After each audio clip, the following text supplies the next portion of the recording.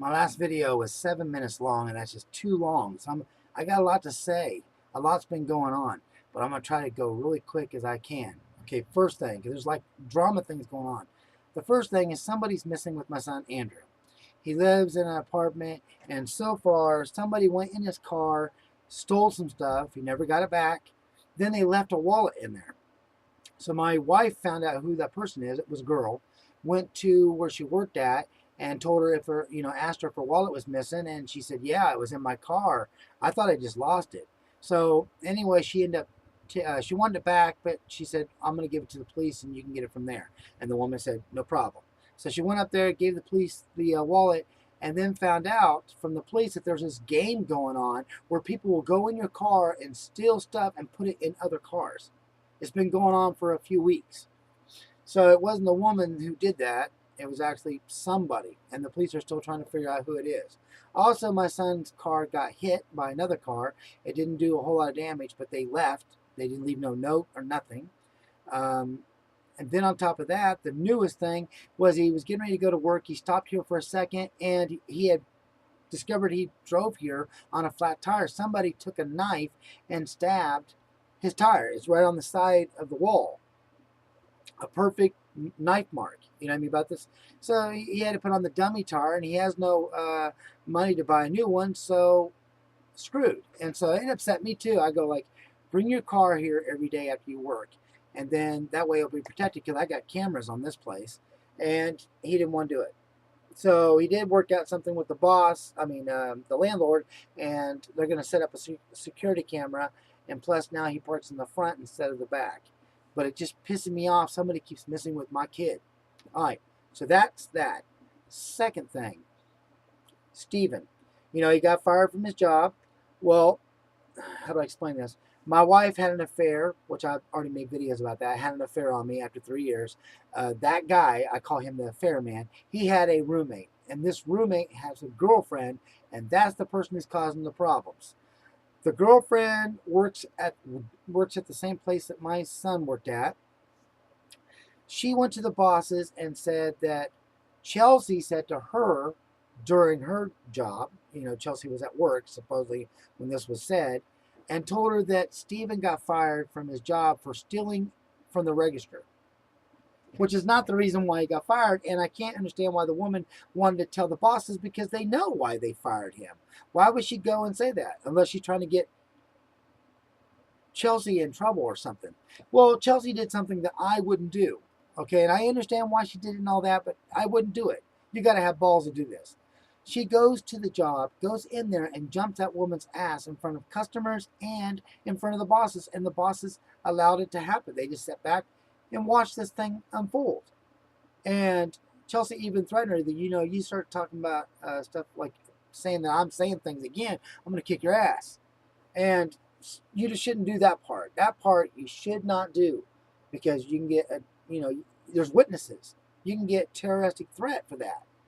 But the reason why she did it is because she wants that woman to know that no matter where she's at, uptown, in a store, or on a job, that she will come to her and she will jump her ass for saying that she's saying things. Now, this woman sat there and said, "Yes, you did. You did say it at your job when I went in there." She goes, "No, I didn't. I'm nice to the customers, and I have to be nice to you. But all I said to you was have a good day and come back again, and that's it. You're lying. I never said that." So anyway, the bosses believe Chelsea over that woman. The woman actually got caught in a lie before this one about Chelsea, and she got caught in another lie after Chelsea. So the bosses know that this woman, who they're thinking about firing now, is a troublemaker. Whew! That was a long one there. So, but still, I wouldn't do that. I would not go to a job and jump somebody's ass because you could get barred from the place. She could have got kicked out or something wrong could have happened. Plus, on top of that, the girlfriend's boyfriend, the one that was roommates with the affair man, he'd been in prison for a year for beating her up, for beating up his girlfriend.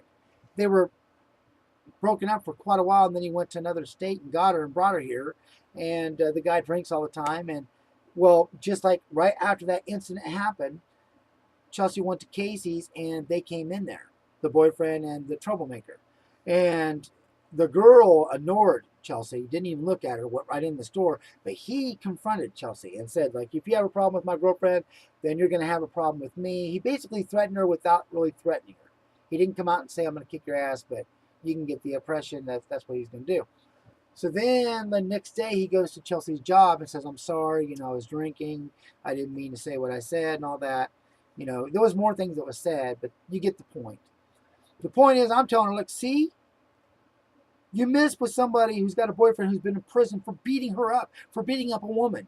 You say things like this, and he could drink again and all of a sudden get pissed off and he could attack you. It's not worth it. Yes, the woman has ignored her since. I've even been with Chelsea when I've seen them, and the woman doesn't say nothing to her. So chances are she won't, because she doesn't think there's any safe place that she can be that Chelsea won't confront her. All right, so there's that. Okay, third thing.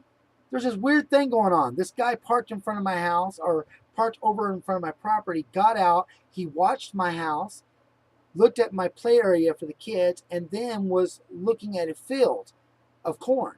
But from the distance of where he was, you couldn't see the corn.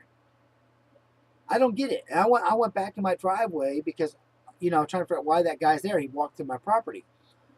So then he ends up staying there for less than 2 minutes, and then he gets into his truck. He still doesn't look at me. I was just fiddling around with things because I'm watching him, and then he leaves. So I tell Chelsea, turn on the camera, the recording part of the camera, because I didn't have them recording. They were on.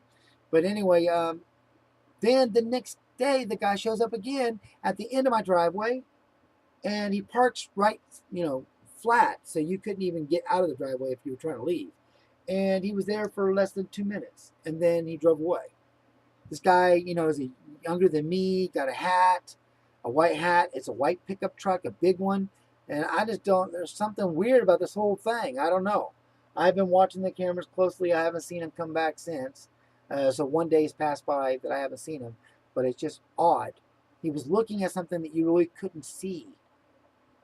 What was he looking at? Was he looking at my cameras? Was he looking at my property? Was he, I don't know. It's weird. Oh man, I hit 7 minutes again. Sorry. Anyway, I just had to get those things off my chest. I wish people would leave my kids alone, leave my wife alone, and definitely leave my property alone. All right, guys, have a good one. Thank you for watching, and God bless.